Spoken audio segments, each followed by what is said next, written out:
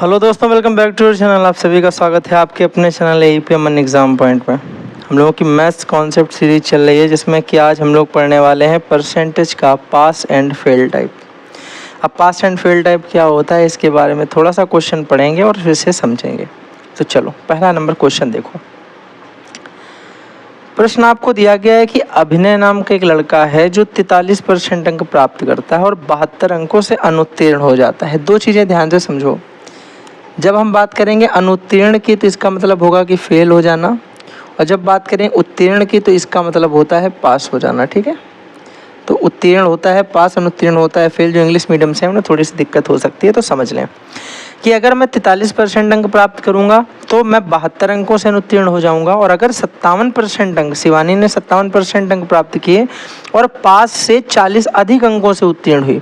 अब इसका मतलब देखो क्या है, अगर समझने की कोशिश करें तो मान लो एक ये स्केल है, यहाँ पर मेरे परसेंटेज लिखे जाएंगे।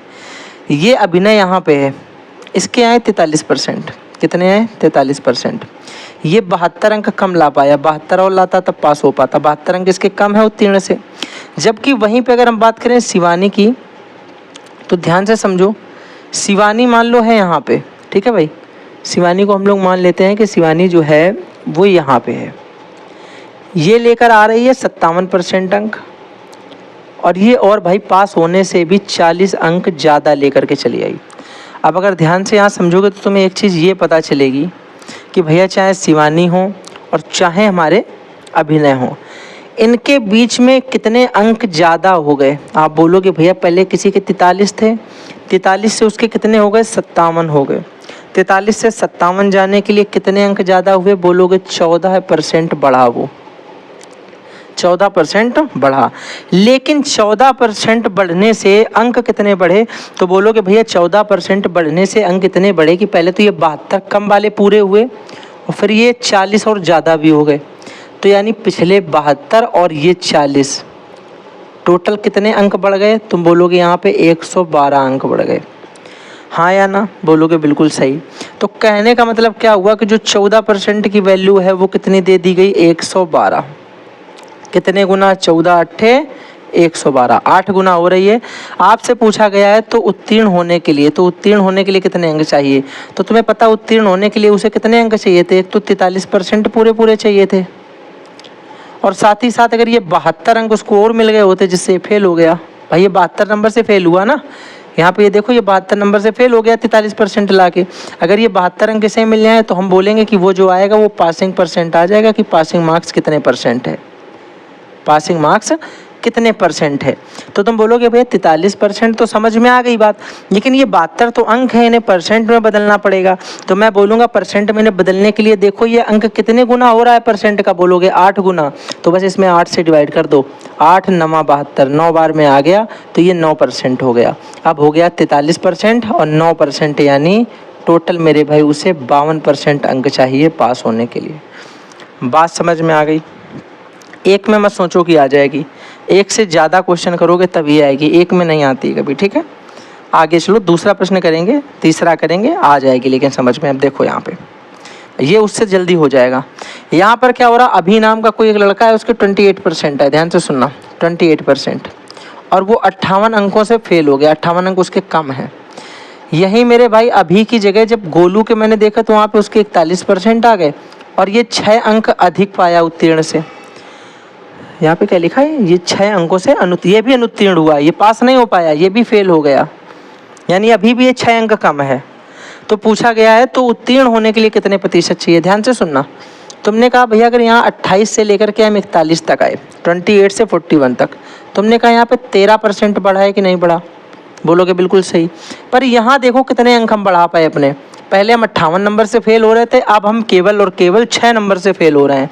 इसका मतलब कहने का ये हुआ कि हम 52 अंक खींच लाए धीरे से, 52 अंकों को खींच के ला पाए कि नहीं बराबर पे।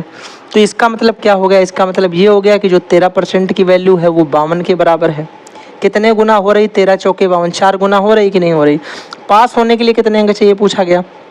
आपको पता पास होने के लिए हमें 28% जो मेरे पास थे वो तो चाहिए थे। अगर ये जो 58 नंबर से जो मैं फेल हुआ हूँ, ये अगर ये 58 नंबर मुझे मिल जाते तो हम पास हो जाते। बोलोगे कि नहीं बोलोगे? बोलोगे बिल्कुल सही बात है। 58 नंबर और मिलते तो मैं पास हो जाता। और ये 58 नंबर कितने लोगों में बांट देना है? बोलोगे भैया 4 लोगों में, क्योंकि यहाँ पर देखो क्या लिखा है, 4 गुना हो रहा था। तो जैसे यहाँ 4 से डिवाइड करेंगे ये वैल्यू परसेंट में आ जाएगी।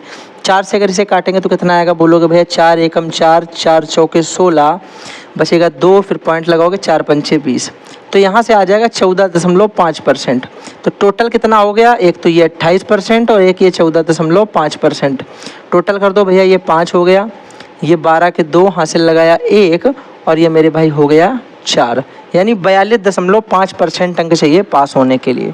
पासिंग मार्क्स कितना है? आप बोलोगे 42.5%। कोई समस्या? बोलोगे कोई समस्या नहीं, बात समझ में आ गई है। ठीक है, अब सुनो, अगर किसी को इस तरीके से दिक्कत हो रही तो वो कैसे कर सकता है, ये भी आप लोग जान लो कि ज़रूरी नहीं हर कोई ऐसे ही करे। हो सकता है किसी कोई चीज़ बात समझ में ना आए तो वो कैसे करेगा। तो यहाँ ध्यान से समझना कि अगर ये वैल्यू 4 गुना हो रही कि नहीं हो रही, आप बोलोगे भैया उसके 28% आते हैं और वो 58 नंबर से फेल हो जाता है। तो अगर हम 28% की वैल्यू निकाल लें तो बोलोगे 28% की वैल्यू भी 4 गुना कर दो, तो 28 दूना 56 दूना 112 हो गया। और 112 में 58 नंबर से फेल हो रहा, तो पास होने के लिए 58 नंबर स्कोर चाहिए। तो चाहिए कितने उसे? 170 नंबर। अब निकाल लो कि 170 जो है वो कितना परसेंट है, टोटल कितना होगा। अगर 100% की वैल्यू देखो तो 4 गुना 400 में टोटल कितना आ जाएगा? 400 इंटू 100%। ऐसे निकाल सकते हो कि पास होने में कितने परसेंट चाहिए। 2 जीरो से 2 जीरो चले गए, 4 का डिवाइड करा दो इसमें, तो बोलोगे 4 चौके 16 और 4 दूनी 8 और 4 पंचे 20, यानी 42.5%। तो ऐसे भी कर सकते हो, पर ये मेरे हिसाब से टफ है। पहले आप पूरा एक संपूर्ण उसका पूर्णांक निकालोगे, फिर आप परसेंटेज निकालोगे, फिर वैल्यू निकालोगे, फिर परसेंटेज निकालोगे, तो कहीं ना कहीं ये उससे टफ है। ठीक है, चलो अगला प्रश्न देखो क्या है।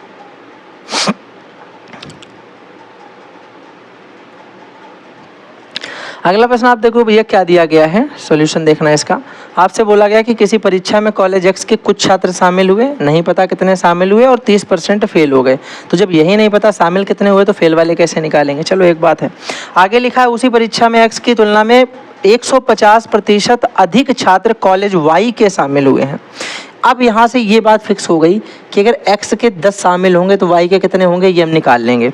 तो हमने मान लिया कि x के 100 छात्र शामिल हुए, माना है, सिर्फ फिक्स नहीं है। और इसकी तुलना में y के 150 गुना ज़्यादा, 150% ज़्यादा। तो 150% का मतलब कितना होता है? 100 का 150% 150, यानी उसके 250 होंगे। हाँ या ना भाई? देखो 100 का तो 100 बना ही रहेगा, साथ में इससे का 150% ज़्यादा है, तो इसका मतलब है 100 का 150%, यानी 150 100 पे ज़्यादा। तो 100 पे 150 ज़्यादा करोगे कितना हो जाएगा? 250। तो 250 वाई के होंगे। आगे उसने बोला कि x के जो फेल हुए हैं वो कितने हुए, तो x में 30 फेल हो गए। x के 30% का मतलब कितना होता है कि 100 का 30%, 30 छात्र ही फेल हो गए। ये फेल हो गए और ये टोटल थे। x के तो 30 छात्र फेल हो गए, कोई बात नहीं, फेल हो जाने दो, आगे समझेंगे। आगे लिखा है उसने कि यदि x और y से शामिल जो छात्र हैं कि कुल संख्या का 80% जो है वो पास हो गए हैं, उत्तीर्ण हो गए। अब तुम बताओ टोटल छात्र कितने होते हैं? 100%, जिसमें से 80% अगर पास हैं तो फेल कितने होंगे? 20%। हमसे लास्ट में क्या पूछा? हमसे पूछा गया है कि y से अनुत्तीर्ण, यानी हमें फेल वाले चाहिए, तो इस पास वाले का हमें कोई काम नहीं, हमें मतलब है इस 20% से। तो भैया सिंपल सी बात है, अगर दोनों के मिला के देखो x और y के, तो x और y में टोटल छात्र कितने हो गए? बोलोगे 100 और 250 यानी 350। और इस 350 में टोटल फेल कितने हो गए हैं? बोलोगे भैया 20%। इसका 20% का मतलब परसेंट हटाओ, 2 जीरो हटा दो। टोटल भैया 35 दूना कितना हो गया? 35 दूना 70, यानी 70 छात्र जो हैं वो टोटल यूनिट में फेल हुए हैं। टोटल 70 यूनिट छात्र फेल हुए हैं। अब अगर टोटल 70 फेल हुए हैं और x में 30 फेल हुए हैं तो y में कितने फेल हुए होंगे? बोलोगे भैया सिंपल सी बात, 70 टोटल फेल हुए, 30 यहाँ हुए, तो 40 इसमें हुए होंगे। तो बताओ जरा y में कितने परसेंट छात्र फेल हुए? बोलोगे y में टोटल 250 थे, जिसमें से 40 फेल हो गए। तो 250 का 40 जो है वो कितने परसेंट है, ये पूछा गया है। तो सिंपल है, निकाल लोगे क्या? अब जरा यहाँ पे निकाल लेते हैं, क्योंकि अब इसका कोई काम है नहीं, ये तो समझ ही लिया है। अब यहाँ पे भैया निकाल लो 250 का 40% एक बार, तो कितना आ जाएगा? बोलोगे भैया अभी निकाल के दिखाते हैं कितना आ जाएगा। 250 का 40 जो है वो कितना परसेंट है इंटू 100। एक जीरो से एक जीरो काट दिया, 5 से 2 बार में गया, 5 से 5 बार में गया, 5 से 8 बार में गया, 8 दूनी 16%, यानी 16% छात्र जो हैं वो वाई के क्या हो गए हैं भैया, फेल हो गए हैं। बात समझ में आ गई? बोलो कि बिल्कुल समझ में आ गई। पहले क्या किया, पहले x के छात्र 100 मान लिए, y के अगर उससे 150% ज़्यादा थे तो इसका 150% ज़्यादा y के मान लिए, x के 30% फेल थे तो x का 100 का 30%, 30 छात्र इसके फेल हो गए। दोनों के मिला के देखा जाए तो 20% छात्र फेल थे, तो 350 का 20% निकाल लिया यहाँ से, 350 का 20% जो कि 70 आ गया। 70 में अगर 30 x के फेल थे तो 40 y के फेल होंगे, फिक्स बात है। तो 40 यहाँ पे रख दिया। फिर पूछा कितने परसेंट फेल हैं, तो y के टोटल छात्र कितने थे, 250, फेल कितने हैं उसमें 40, तो 250 में 40 फेल हैं तो कितने परसेंट फेल हैं यहाँ से निकाल दिया। आंसर आ गया 16%। बात समझ में आ गई?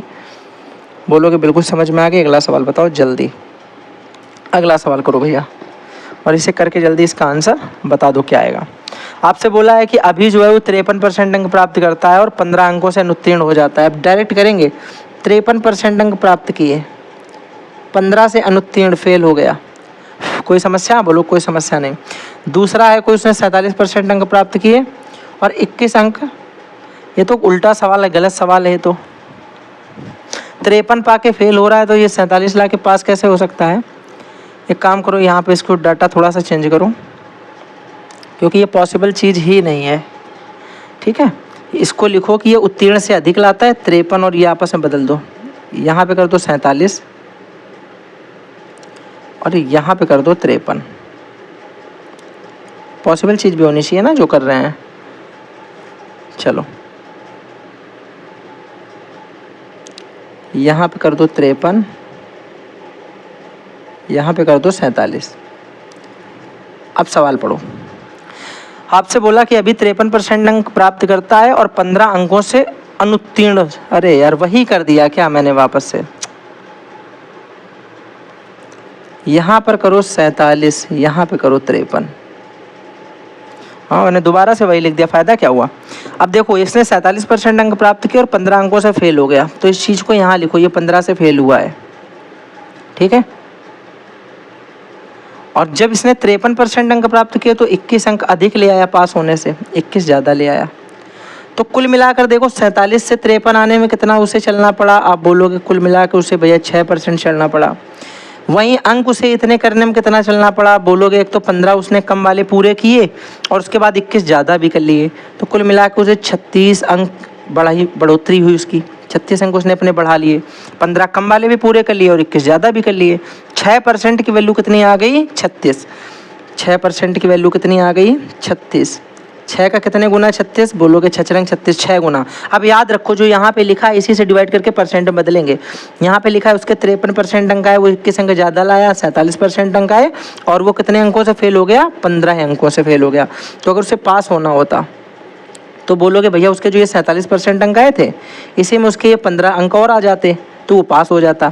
अब 15 अंक को परसेंट में बदलना है तो 15 बटे इससे डिवाइड कर दो, ये जो 6 गुना हुआ तो 6 से काटा 15 को कितना आया? आप बोलोगे भैया ये आ जाएगा 6 दूनी 12 और 3 बचेगा, 6 पंचे 30, 2.5%। तो टोटल भैया कितना उसे लाना पड़ेगा? ये 47 और ये 2.5%, तो टोटल उसे लाना पड़ेगा कितना? बोलोगे भैया अब टोटल उसे लाना पड़ेगा 49.5%। आई होप आपको बात समझ में आ गई होगी। कोई समस्या है? जल्दी बोलो। कोई दिक्कत तो नहीं?